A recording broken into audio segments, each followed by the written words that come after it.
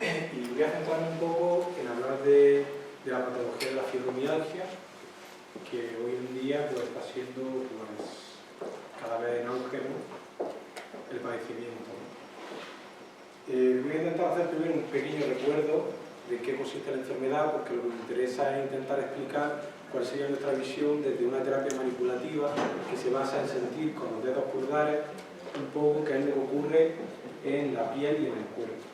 Y es muy significativo porque el problema de la fibromialgia no sería un problema del sistema periférico, sino que todas las hipótesis apuntan a que lo que estamos es ante un problema de sensibilización neurológica, pero de nuestro sistema nervioso central. ¿Vale?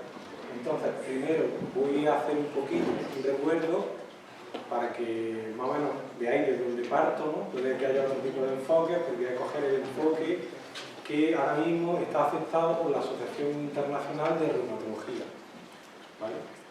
Y a partir de ahí, pues voy a intentar desarrollar como nosotros vemos el enfoque de esta enfermedad.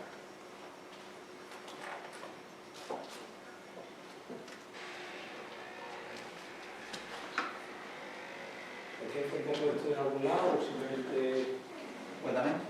Sí. Debería funcionar ya. Dale al botón de encender, al botón lateral,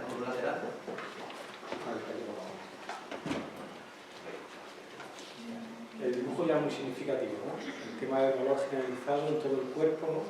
Y la persona que está subyugada, porque el problema de la fibromialgia no es solamente que sea un problema de dolor musculoesquelético a nivel generalizado, quiere decir que tiene que estar en más de las 3/4 partes del cuerpo, además de la columna, sino que también la fibromialgia está suponiendo una subyugación de la persona por un montón de síntomas que llevan emparejados, ¿no?, que hacen que la vida de la persona sea bastante insoportable, ¿no? Hasta hace poco esa persona también estaba aislada socialmente, porque no era una enfermedad que, aunque la Sociedad Reumatológica estaba reconocido y la OMS había reconocido esta enfermedad, la sociedad todavía no la aceptaba. Es una enfermedad que ahora se está dando también en niños y en hombres, pero hasta hace poco se conocía básicamente en mujeres, una edad de 30 a 50 años, aunque ese espectro está aumentando. Y claro, cuando esta persona llegaba al médico de familia, lo más normal es que había una cara diciendo, ya viene otra vez, está pesado, porque no cuadraba en ningún caso, ¿no? No había ninguna prueba significativa en el que surgiera la patología, con lo cual había también un aislamiento social, aparte de su problema físico que estaba sufriendo.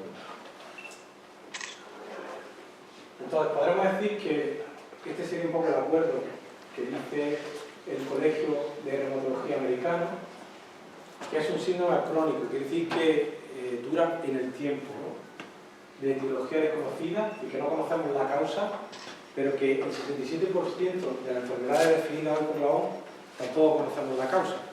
Lo que puede ser más eficiente o podemos ser menos eficientes a la hora de trabajar en los síntomas. Pero, a diferencia, por ejemplo, de otro tipo de terapias, como sería un poco lo que vengo yo a plantear aquí y que el enfoque oriental está planteando, es intentar buscar la causa en vez de solamente plantear la enfermedad desde la sintomatología. ¿Vale? Y esa es una enfermedad crónica que se localiza esencialmente en zonas musculares, tendinosas, articulares y viscerales. ¿Vale?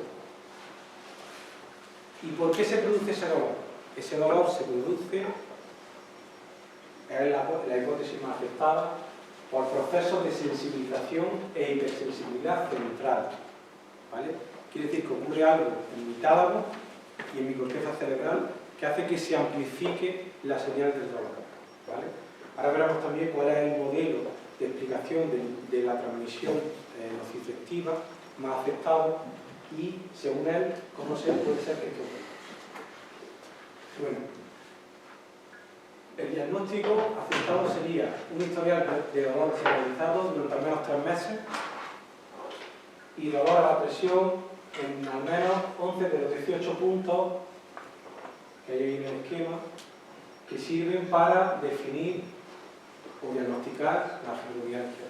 No quiere decir que la persona fibromiálgica tenga que tener dolor en esos puntos concretos, sino que el médico va a utilizarlos para definir la enfermedad. La presión que se utiliza en esos puntos es diferente a la presión que nosotros utilizamos en Shiatsu, porque si es una presión que tiene que ser de 4 kilos, cuando cambia la coloración de la piel, si se produce dolor, sería un punto significativo para el diagnóstico. realmente lo que ocurre es que la definición o el diagnóstico de la enfermedad actualmente creo que ocurre de otra forma.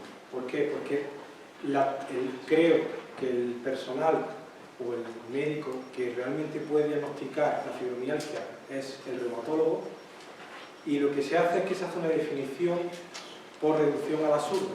El médico de familia, el traumatólogo y distintos especialistas, cuando se descartan un montón de enfermedades o de pruebas diagnósticas que aparecen bien, pues al final se determina como fibromialgia. Pero no quiere decir que el reumatólogo haya hecho algún tipo de prueba concluyente. Puede ser que en algunos casos sí, o en otros casos no. Puede ser que entonces estemos frente a personas que tengan un proceso de dolor generalizado con un montón de síntomas colaterales y que pudiera ser que no sea fibromialgia. Pero es que hay muchas enfermedades de hoy en día que son difíciles de distinguir, ¿no? Como el síndrome del dolor miofascial o el síndrome de fatiga crónica, que claro, un especialista enseguida se va a poder decir este sí y este no. Pero indudablemente nos encontramos ahí un proceso complejo. Con lo cual, este primer diagnóstico que se planteó, pues creo que actualmente se utiliza poco. También hay que distinguir entre fibromialgia y pseudofibromialgia, entendiendo que si yo tengo un número de patologías psicológicas y esas patologías aumentan mi proceso de dolor, sí, tendré un umbral de dolor bajo, pero eso no quiere decir que tenga fibromialgia, porque fibromialgia sería que mi sistema nervioso central está hipersensible, amplifica la señal del dolor. El hecho de que yo tenga una depresión es normal que amplifique el dolor. El hecho de que tenga problemas de sueño amplifica el dolor. Y en el 70% se puede amplificar el dolor por problemas de insomnio, por ejemplo, dice el comité reumatológico. Entonces, el hecho de que yo tenga una patología psicológica directamente va a aumentar mi dolor, pero eso no quiere decir que tenga fibromialgia. Entonces, los especialistas lo que se han puesto de acuerdo para definir estos dos conceptos, ¿no? Una pseudofibromialgia, una persona que sufre múltiples dolores, incluso en las 3/4 partes del cuerpo y también en el esqueleto axial, ¿no? Pero ese dolor está amplificado por otro tipo de patologías que tenemos colaterales, ¿no? Bueno, ¿qué causa la fibromialgia? Pues no se sabe, pero lo que sí se ha visto es que hay determinadas variaciones de distintas sustancias que pueden ser neuroendocrinas o neurológicas que van a determinar que se amplifique el dolor. Pero no se puede concluir que ninguna de ellas sea la causante o desencadenante de que se produzca esta patología, ¿no? Parece que también hay una tendencia genética a padecerla o no padecerla, y sí se ha visto que hay determinados desencadenantes que en un momento dado pueden favorecer que se produzca fibromialgia, pero no son concluyentes ni no, ¿vale? Yo estoy haciendo un poco un resumen, ¿vale? Si queréis que en algunos de los apartados nos paremos un poquito, lo hacemos. Pero si no, voy a ir un poco por encima, para ver un poco los temas. Por ejemplo, aparecería en personas con fibromialgia una variación de la serotonina, que sirve para regular la intensidad de cómo se percibe el dolor, ¿vale? Pero se encuentran otras personas que también tienen variación de la serotonina y no tienen fibromialgia, ¿vale? La sustancia P. La sustancia P es una sustancia que normalmente funciona más en temas de dolor crónico, ¿vale? Pues en personas con fibromialgia se nota que hay una variación también considerable de esta sustancia. Alteraciones en los receptores NMDA, en la relación con la proteína cinasa G, alteraciones en los receptores de dopamina, desregulaciones del sistema nervioso autónomo, que hacen que mi respiración, mi temperatura, mi sudoración funcionen de forma irregular. Pero ninguna de estas cosas por separado define o causa la fibromialgia, porque aparecen por separado también en otro tipo de patología, ¿vale? La última parte, la teoría Gate Control, la teoría de la compuerta, ¿no? Que sería el modelo explicativo ahora mismo de la señal nociceptiva. Lo que se pensaba es que la señal nociceptiva, la señal de dolor, era solamente aferente, ¿no? Siento algo que me está haciendo daño en la piel, ese impulso, el nociceptivo, el receptor de la piel lo considera nocivo y sube una señal al cerebro. Y ahí se acababa, ¿no?, esa interpretación del impulso nervioso. Sin embargo, la teoría de gate control lo que nos dice que no ocurre solamente así, sino que una vez que el sistema nervioso central recibe ese estímulo, vuelve una línea eferente hacia abajo, y esa línea eferente lo que hace es inhibir el impulso nervioso del dolor. Con lo cual, si ese impulso nervioso no se inhibe por distintos mecanismos, tanto eléctricos como bioquímicos, que entre ellos estaría la sustancia P, la inhibición del glutamato, bueno, distintas, lo que haría sería que como se queda como un bucle, el dolor sube, la sensación sube y vuelve a bajar, y se está repitiendo, ¿vale? Esa sería la teoría de compuerta. Y parece ser que sería el modelo explicativo de esta sensibilización neuronal a nivel del sistema nervioso central. Porque claro, podemos tener una sensibilización a nivel del sistema nervioso periférico, pero parece ser que el sistema nervioso central es donde está produciéndose una desregularización a distintos niveles, que luego abarca muchas cosas, porque también aparecería en el núcleo del tracto solitario o en distintas otras zonas integradoras del sistema nervioso central, que harían que ese impulso nervioso, que en principio del dolor, que estaría gestionado principalmente por la corteza y por el tálamo, se desregula y hace que esa línea eferente que baja hacia la columna y que en el asta dorsal tiene que estar generando una serie de sustancias, no ocurre correctamente. Vale, eso sería un poco la fisiopatología, la etiología, no la sabemos. Vemos que hay una serie de variaciones, pero ninguna son concluyentes para que por ellas solas o por la suma de ellas estemos definiendo la enfermedad de la fibromialgia. ¿Vale? ¿Y qué nos encontramos en estas personas? Pues la fisiopatología, el funcionamiento de esta enfermedad hace que encontremos que estas personas tienen alteraciones de los neurotransmisores del dolor. ¿Vale? Serotonina, dopamina, sustancia P, ¿vale? Y esto también explicaría un poco el síndrome no reparador y los rasgos psicológicos alterados. ¿Vale? Alteraciones neuroendocrinas, una variación en cómo se produce toda esa producción de hormonas y de transporte a nivel del cuerpo. Alteraciones del ritmo del sueño, alteraciones psicológicas, alteraciones musculares, fatiga, ansiedad y estrés, la boca seca, ¿vale? Y también cuando se expone al frío, que haya contractura o que haya como calambre automático, ¿no?, al exponerse al frío. Y muchas más cosas, colon irritable, cefaleas tensionales, menorrea, que les moleste el tocar el pelo, que sientan como si le corren arañas por los brazos, es decir, que noten el talón ¿no?, los talones como que le queman, que hay un montón de síntomas que se pueden describir, ¿no?, pero serían un poco los comunes. Entonces, nos encontramos una enfermedad que es crónica, que es que me duele en el cuerpo, en 3/4 partes y en el esqueleto, que no sé muy bien la causa, aunque encontramos unas variaciones significativas, y que tiene unas alteraciones a muchos niveles. ¿Cuáles son esos síntomas principales de la fibromialgia que le hacen tan característicos? El dolor, claro, principalmente el dolor. Un dolor que es intenso y diseminado, difuso, afectando a gran parte del cuerpo. Normalmente un 24% más en la región lumbar, un 93% en el cuello, 75% en rodillas y 71% en palestra facial. Pero bueno, es por poner una estadística, porque es un dolor generalizado. Pueden sentir dolor un día en la espalda, al día siguiente en la pierna, al día siguiente en las otras partes, que aumenta por todos sitios. Empeora con el frío, con el estrés, con las fluctuaciones hormonales, y ese dolor, ¿qué es lo que hace? Se caracteriza por ser hiperalgésico y alodínico. Quiere decir que siento un estímulo o una intensidad de dolor mucho más fuerte de lo que sería el estándar de ese estímulo.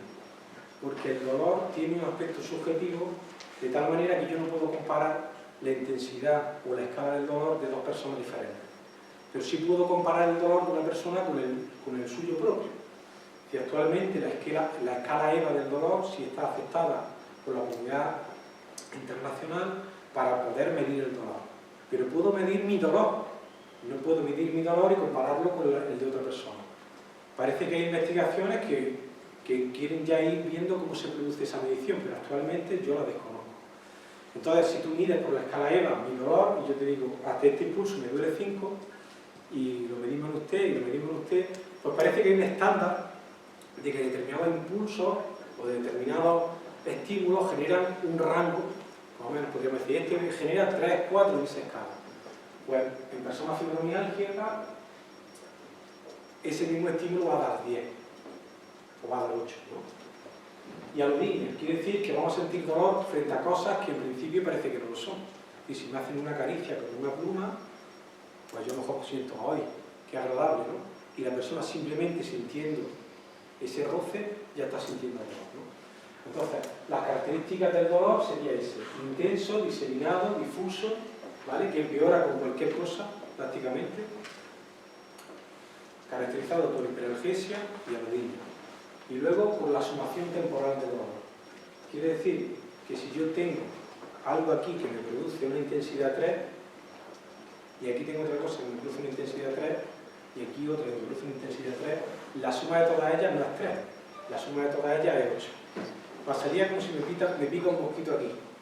Es desagradable. Pero si me pica aquí, me pica aquí, me pica aquí, me pica aquí, me pica aquí, me pica aquí, al final mi sensación corporal es súper desagradable, aunque todas las picaduras del insecto sean iguales, sean muy pequeñitas. Pero cuando estoy lleno de picaduras por todos lados, la sumación temporal del dolor hace que mi sensación del dolor sea mucho más grande. Aparejado a ese dolor tenemos rigidez y cansancio. Una rigidez que suele ocurrir por la mañana, con hormigueo, y con una sensación subjetiva en la articulación. Sensación subjetiva porque, por ejemplo, cuando nosotros estamos dando un masaje a la persona, esa persona siente y dice, no puede mover el brazo. Sin embargo, cuando nosotros movilizamos el brazo, notamos que se caracteriza incluso por una lasitud. Es decir, se mueve enormemente, mucho más mejor que la media. Cualquier ejercicio de intensidad moderada produce dolor y genera, claro, un círculo vicioso, porque esa persona, como siente dolor, va a hacer menos ejercicio, y como hace menos ejercicio, cada vez le duele más. Y lo que nos encontramos es que la masa muscular se va perdiendo. Este cansancio se distinguiría del cansancio de fatiga crónica, porque una persona con fatiga crónica, ese cansancio le dura meses. La persona con fibromialgia hace ejercicio ahora mismo y en un par de días puede ser que se reponga.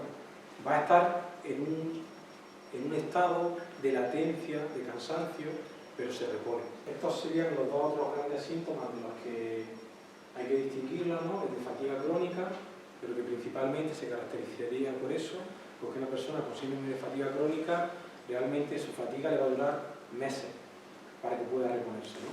E indudablemente van a tener depresión, van a tener otra serie de factores psicológicos e indudablemente van a tener dolores. Y el síndrome de dolor miofascial, sobre todo por puntos gatillo, va a ser un dolor musculoesquelético generalizado, pero que dependen del punto gatillo, de bandas musculares que funcionan como si fueran núcleos activadores del dolor en otras zonas, ¿vale?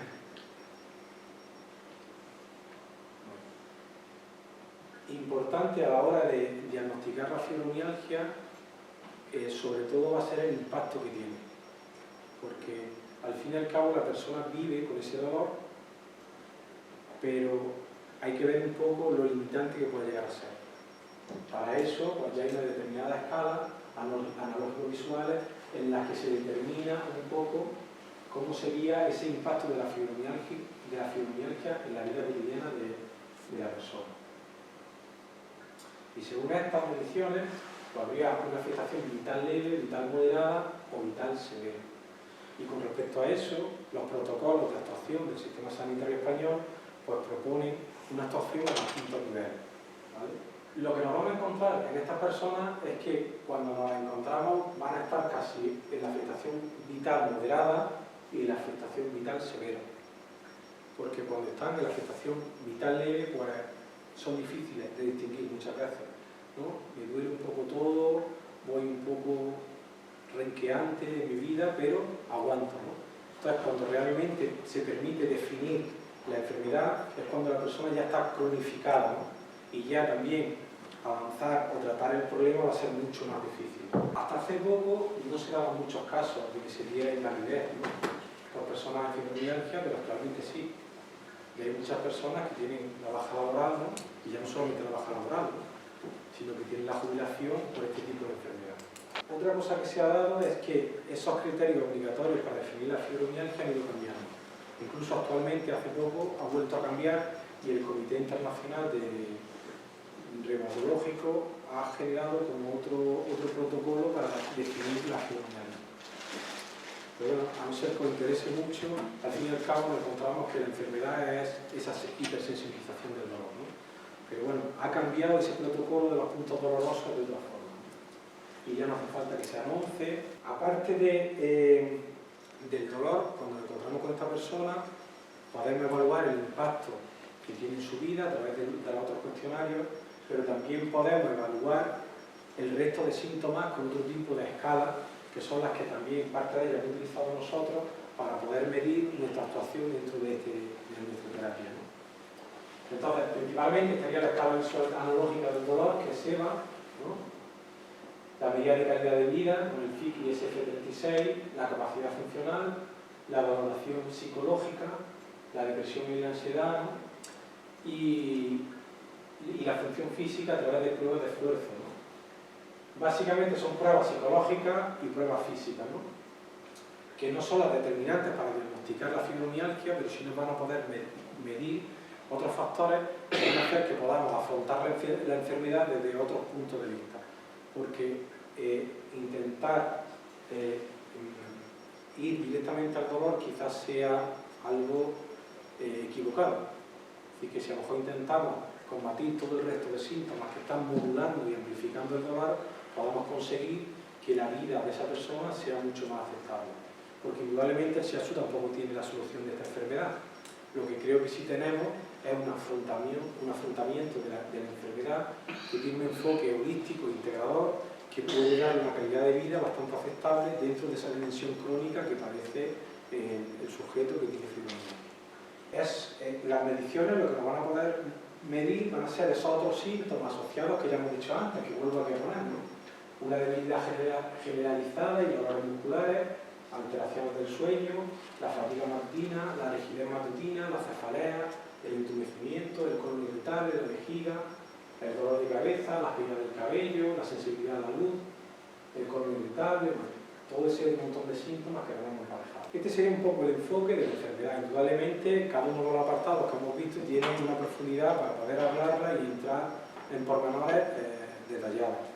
Pero quiero que nos quedemos un poco con esa idea de esa hipersensibilización del dolor, ¿no?, a nivel del sistema nervioso central. Vamos a ver un poco ahora el enfoque que tendría el sistema sanitario español, los centros médicos privados y cuál es nuestro enfoque dentro del shiatsu para intentar explicar cuál ha sido nuestro estudio dentro de esta patología. Hay un documento que tiene el sistema sanitario español, pero que yo creo que luego será en la vida cotidiana, un poco por la saturación que tiene nuestro centro de salud, es que la persona con fibromialgia, dependiendo del nivel de afectación, del impacto que tiene en su vida la persona, pues tendría una actuación a distintos niveles. Y que tiene un tratamiento farmacológico para poder tratar el dolor principalmente, claro, la ansiedad, la depresión, enfermedades asociadas, ¿no? Tenemos que tener medidas educacionales y sociales para el impacto vital, familiar y laboral. Hay un tratamiento rehabilitador y físico para el dolor, la movilidad y la rigidez. Y hay un tratamiento psicológico para todos esos otros factores de patologías asociadas que tenemos emparejados, ¿no? El dolor, la ansiedad, la depresión, las enfermedades asociadas. ¿Qué es lo que ocurre? Que yo creo que a nivel cotidiano la persona con fibromialgia al final solamente está tratada a nivel farmacológico. Pues ¿por qué? Porque la fisioterapia dentro del sistema de salud pues, está saturada y cuando tienen un tratamiento pues es a largo plazo. Y el psicólogo pues, normalmente pues, a lo mejor los ve 2 o 3 veces al año, con lo cual creo que también es muy suficiente para poder tratar. Pero lo que sí está claro es que también ha sido consciente el sistema sanitario español de que el enfoque tiene que ser de distintos puntos de vista para poder aliviar a esta persona el dolor, ¿no? El tratamiento rehabilitador y físico que vamos a verlo un poquito porque sería interesante para compararlo con nuestra propia técnica de masoterapia, ¿no? Pues básicamente lo que quiere hacer es disminuir la hipertonía muscular y conseguir relajación para paliar el dolor miotendinoso. Eso es básicamente lo que estaría haciendo el fisioterapeuta.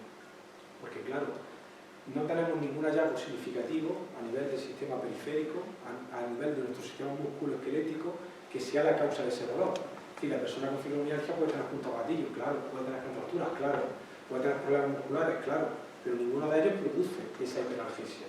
Y ninguno de ellos está produciendo por sí la fibromialgia.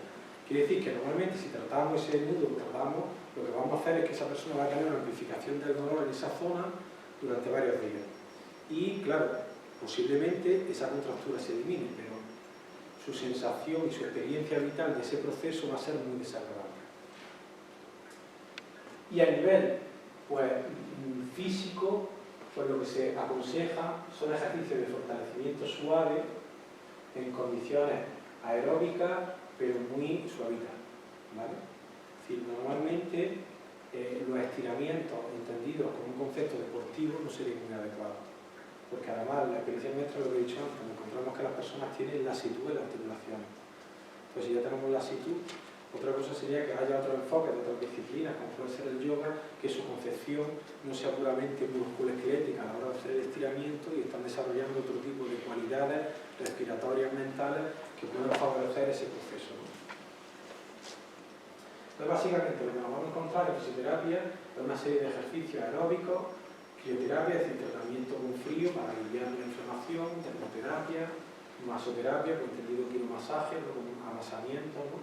Y test de baja frecuencia, como estimulaciones con impulsos eléctricos para intentar aliviar a nivel del sistema nervioso central, ¿no? Un poco esa hiperalgesia del dolor.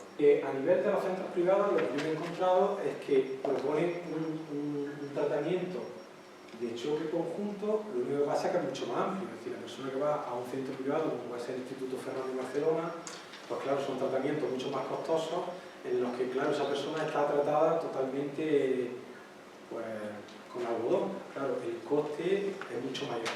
Pero claro, ellos también son conscientes, y en su propia página lo pone, que tampoco consiguen curar la enfermedad, pero que sí van a darle una calidad de vida al paciente mayor. Entonces ellos hacen también soporte psicológico colectivo individual, ejercicio gradual, tratan enfermedades asociadas, mejora de la calidad del sueño, aprender a respirar bien, una alimentación adecuada, tratamiento del dolor. Así que claro, el enfoque es multidisciplinar, lo único que cambia, pues bueno, hay un montón de especialistas que están trabajando allí en ese instituto y claro, pues la atención pues es mejor simplemente porque los medios son, incluso en el sistema sanitario, pues si está más colapsado, pues uno de los profesionales que tenemos, que yo estoy totalmente consciente de que es así, que tenemos mucha suerte con nuestro sistema sanitario, pero bueno, es que se entra también un círculo vicioso, ¿no?, de saturación que también por lo que quiera, ¿no? ¿Cuál sería entonces nuestro enfoque del shiatsu? Lo primero, no sé si conocéis un poco el shiatsu, pero shiatsu significa presión con los dedos, y es una terapia originaria en Japón, que consiste en aplicar presiones con los dedos pulgares, también con las palmas. Esta sería la terapia original, porque el shiatsu namikoshi, del que se origina originalmente esta terapia, ha variado, y hay ya muchos tipos de shiatsu. El shiatsu de la escuela Masunaga, que normalmente se conoce más como escuela europea, el Tao Shiatsu, el Rigaraku Shiatsu, hay otros tipos de terapia. La que yo represento sería la Shiatsu namikoshi, que tiene una derivación en España que se llama Ace Shiatsu, ¿vale? En Japón ocurre lo mismo que a otros niveles, pero lo que pasa en la película, por ejemplo, del último Samurai, que no sé si lo habéis visto, es cierto, en cierto modo. Es decir, cuando entra la época Meiji y Japón se tiene que adaptar a Occidente, prohíben todo lo que tenía que ver con el pasado de la terapia japonesa, igual que a otros niveles.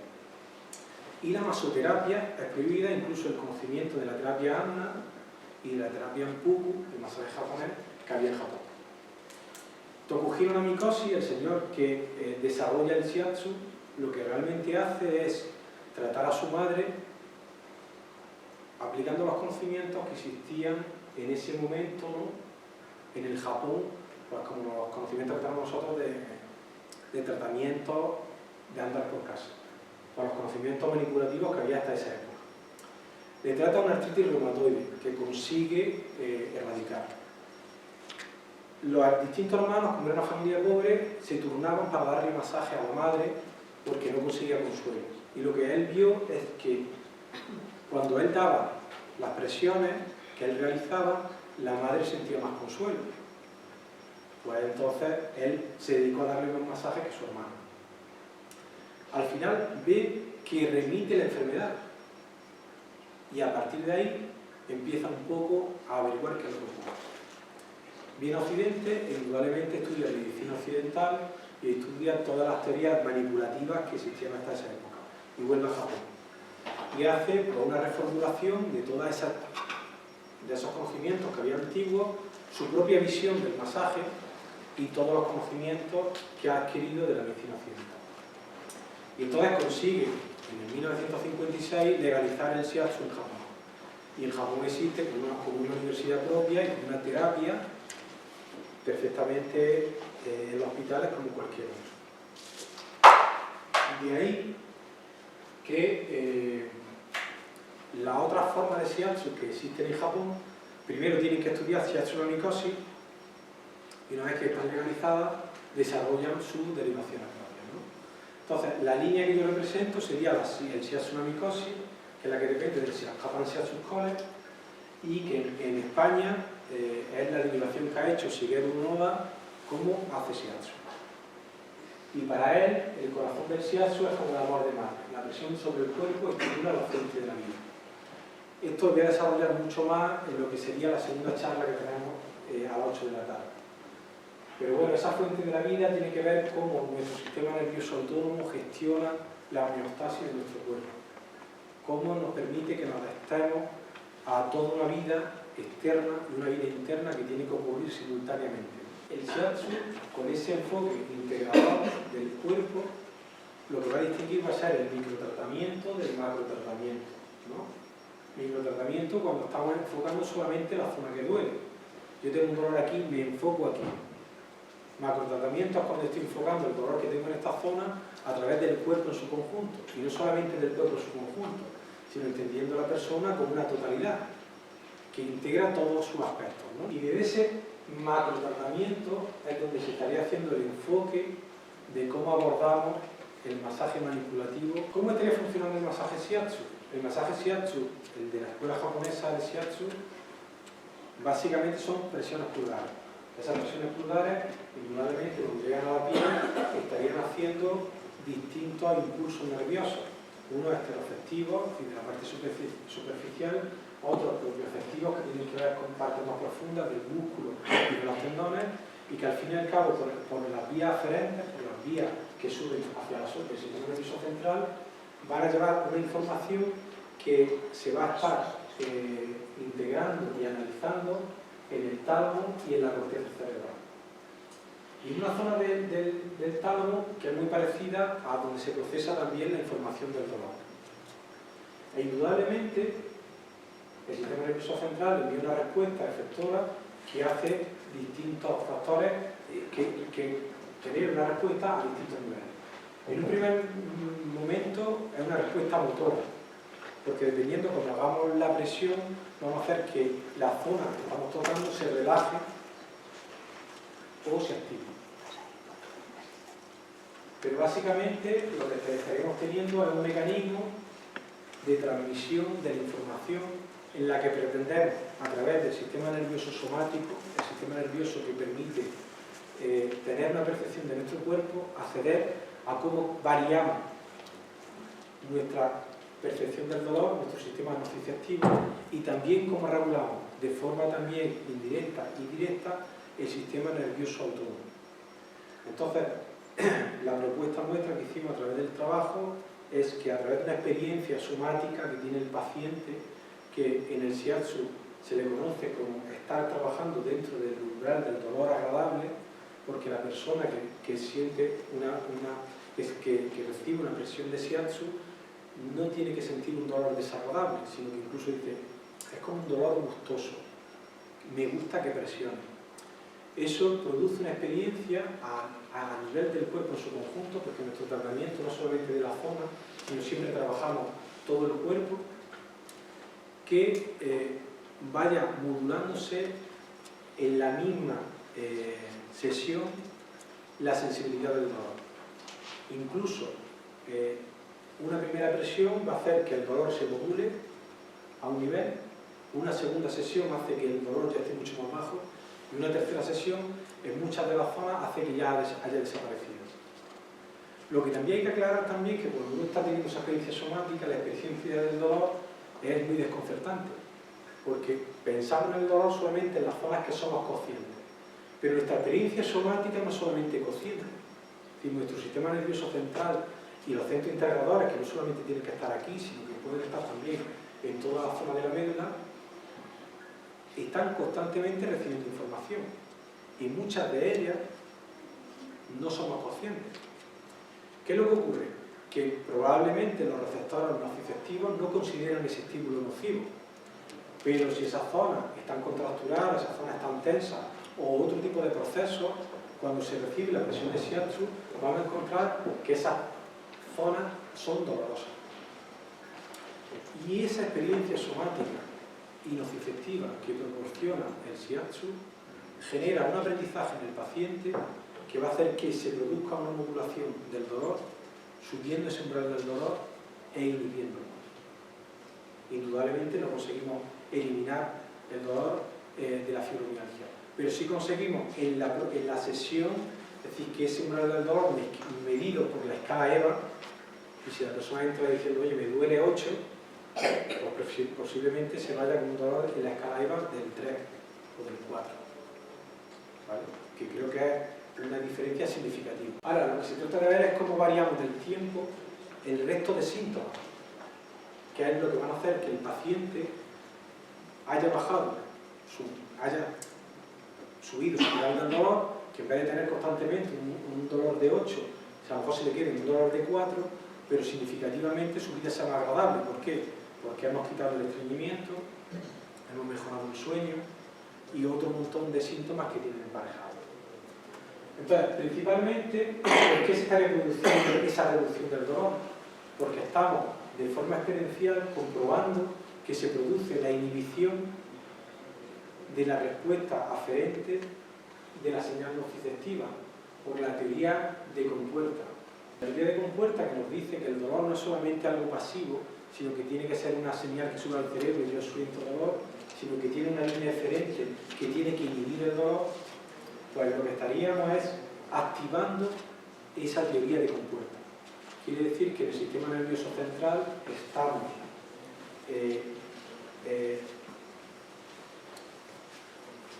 directamente en la zona del hipotálamo activando zonas neuronales que reducen esa hiperalgesia.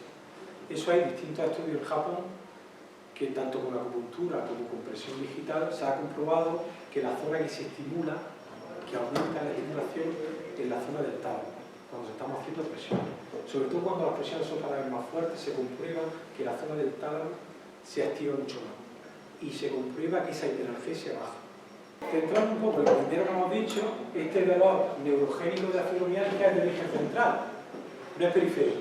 Entonces parecería contradictorio, si no fuera por lo que ya estamos viendo, intentar tratarlo desde la periferia, que es lo que está haciendo el masaje shiatsu, porque el masaje shiatsu va a estar realizando presiones por todo el cuerpo, incluso por el abdomen, por el cuero cabelludo, por los pies y por todas las partes del cuerpo.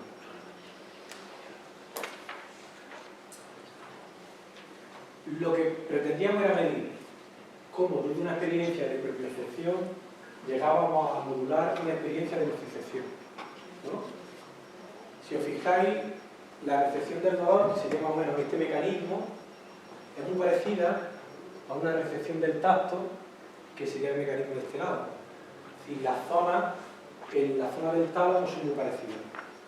Quiere decir que cuando nosotros estamos influyendo a través de esa experiencia sensorial que siente la persona con ese umbral agradable, estamos activando, por el estudio que he comentado, que existe en Japón, del Ryodoraku, un doctor que se encargaba de trabajar en nefrología, y lo que había comprobado es que hay determinados puntos que le había cambiado el potencial haciendo una medición a 200 milivoltios, y comprobaba que las personas que tenían una determinada patología tenían determinados puntos en sus zonas del cuerpo con un potencial diferente.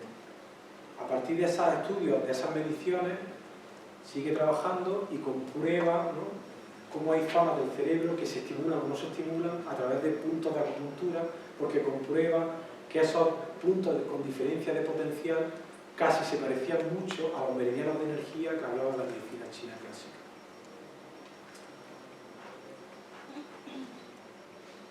Bueno, ¿cómo hacemos esa presión? La presión del shiatsu va a ser una presión que sería concentrada, mantenida y perpendicular. Entramos lento, mantenemos cierto tiempo y salimos lento, ¿vale? Si alguien quiere subir un momentillo, le muestro cómo sería la presión, para que veáis un poco lo que sería el masaje shiatsu. El masaje shiatsu se puede hacer de cúbito lateral, de cúbito prono, de cúbito supino. Da igual. Actualmente trabajamos mucho más en decúbito lateral porque con el montón de patologías de columna y para personas 5 minutos. Vale. Bueno. Una persona que esté colocada cómoda. Vale. La presión del shiatsu básicamente se realiza a través de los dedos pulgares. Si le encuentro algún punto que sea doloroso, ahí, un poquito, ¿no? Vale. Estaría trabajando también un poco a la altura de los ganglios espinales, los ganglios que son muy importantes dentro del sistema nervioso simpático, ¿no? Entonces, cuando yo estoy haciendo esta estimulación de principio, el paciente le estaríamos preguntando cuál es el dolor dentro de la escala EMA, que es una escala que se está midiendo. Él nos estaría diciendo, tengo un dolor de tanto. ¿Cuál dirías que es tu dolor de una día? Ahí, un 2. No es muy significativo, ¿no? Tendríamos que encontrar un punto que tuviera un dolor mucho más alto. Pero si seguimos presionando, es lo que notas que va bajando el estímulo, ¿no? Yo no he variado la intensidad, ¿no? Sin embargo, ¿vale? Esta sería nuestra experiencia que estuvimos viendo que se está estimulando o se está generando esa teoría de compuerta. ¿Vale? Al mismo tiempo, la persona nota relajación en la presión. Estamos aumentando la circulación sanguínea de la zona, pero básicamente estamos intentando comunicarnos con el sistema nervioso central a través de esa presión. Sí, me hubiera gustado un poquito demostrar un poquito más, pero si quedan 5 minutos os voy a explicar un poco cuál sería el desarrollo. Bueno, pasamos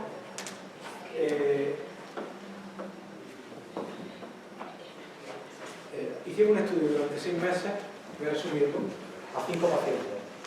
¿Por qué? Porque tenemos los medios para poder hacer un trabajo mucho más amplio, pues requerirían otra serie de medios físicos más importantes. Entonces cogimos 5 pacientes a los que le dábamos un masaje a la semana. Este estudio se hizo con el hospital también de Jaén. Un neurofisiólogo, que es Manolo Jiménez, que pasó una prueba de potenciales locales somatosensoriales para intentar medir cuál sería esa experiencia somatoestésica, ¿no? Tras las presiones.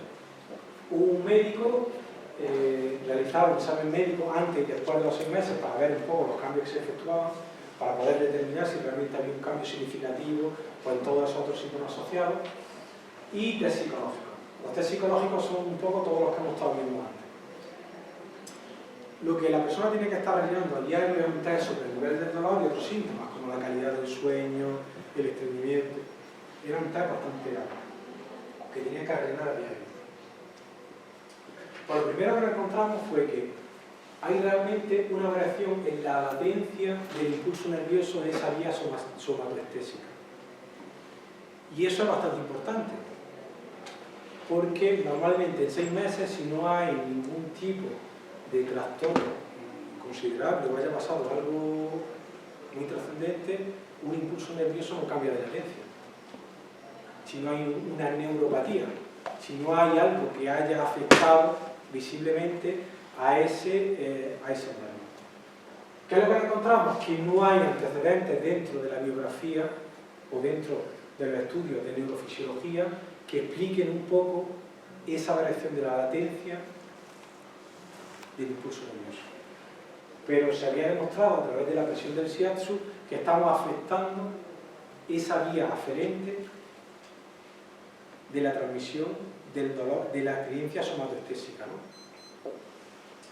Segundo, lo que nos encontramos es que se reducen los niveles de ansiedad medidos por el STAI, ¿vale?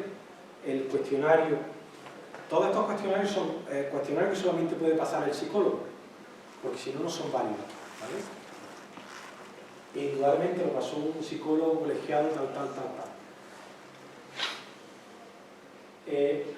Los medidos por el PSI, que tiene que ver un poco con la calidad de vida, se había disminuido también la intensidad de esos síntomas. Mejora también el trastorno somatopórfico, es decir, cómo se transforma nuestro estrés en experiencias sensoriales, somáticas en nuestros cuerpos, como pueden ser dolores. Esa experiencia somática, ese trastorno somatopórfico había bajado también considerablemente, ¿vale? Y ahora lo que más nos llamó la atención es que dejaron de fluctuar significativamente en la escala de ansiedad y en el trastorno distímico.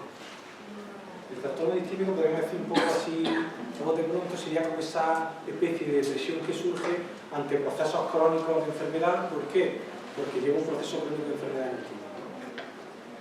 Entonces lo que encontramos es que eso había barajado, había decidido caído significativamente. Por lo cual, por un lado, habíamos visto que habíamos trabajado con la teoría de compuerta y habíamos sido efectivos para reducir ese impulso nervioso, y que para el tratamiento crónico habíamos conseguido cambiar los síntomas que hacen que se amplifique el dolor considerablemente, ¿vale? Supongo ya que no.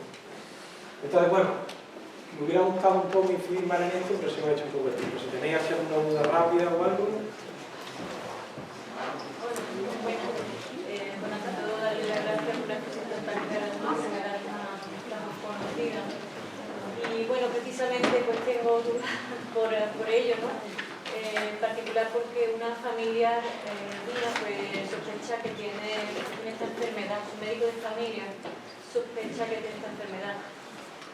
Pero sin embargo, pues no le ha derivado a ningún especialista para hacerle ninguno de estos términos de los que se ha hablado ahora mismo, ¿no? Precisamente esa era mi duda, si se deriva a un neuropsicólogo, a un psicólogo, o cómo se diagnostica realmente, ¿no?, la enfermedad. Y, a ver, precisamente esa era mi duda, si se deriva a un neuropsicólogo, a un psicólogo, o cómo se diagnostica realmente, ¿no?, la enfermedad. Y, a ver, por otra parte también quería preguntar si hay algún estudio que encuentre biomarcadores bioquímicos de esta enfermedad, y si hay alimentos que exacerban la fibromialgia. No, la verdad respuesta. Es un tema del sistema sanitario, es un tema también político, en el sentido de cómo está el médico de familia sujeto a poder mandar determinadas pruebas y determinadas no. La persona que intuya ya que es fibromialgia, como sabe que va a ser crónico y que no hay solución, pues ¿para qué quiere mandar al reumatólogo? Realmente el reumatólogo sería el que debería coger y mandar las pruebas pertinentes que determinen si esa persona. Pero si realmente esa persona tiene un proceso crónico, es decir, que lleva más de 3 meses con dolor, aparece dolor músculo esquelético en más de las 3/4 partes del cuerpo, le duele también la columna, y tiene todos estos síntomas, pues tiene toda la pinta de que podría ser. ¿A quién debería mandarlo o no? Pues yo tampoco soy quien para poder decir si no, pero claro, lo que se trata de pruebas médicas que lo que hacen es decir lo que no es, porque no hay ninguna evidencia, ¿vale? No hay ninguna prueba física que diga esto es fibromialgia, sino que el reumatólogo lo hace por derivación, viendo que las demás no han dado, ¿vale? Lo único que pasa es que el ojo del reumatólogo pues, es preciso, ¿no? Es sensible para poder determinar si hay marcadores o no hay marcadores. ¿Marcadores bioquímicos? Pues sí, habría todas esas sustancias que se nota que cambian, pero ninguna de ellas serían determinantes para decir por separado que tiene fibromialgia. A nivel de otro estudio, porque me he centrado más que en lo que sería la parte del enfoque de la medicina occidental, A nivel de medicina china, pues también habría otros enfoques que se puede medir la intensidad de corriente de determinados puntos que son más frecuentes en personas con fibromialgia. Pero me he centrado sobre todo en la medicina occidental. Y sí hay elementos que favorecen, por ejemplo, el omega 3 favorece que se elimine un poco el dolor. Y el triptófano, que es un precursor de la serotonina, también se desvía. Hay una ave africana que tiene mucho triptófano y se comprobó en un estudio que reducía el dolor también de esas personas. Pero también hay ya muchos enfoques diversos de determinados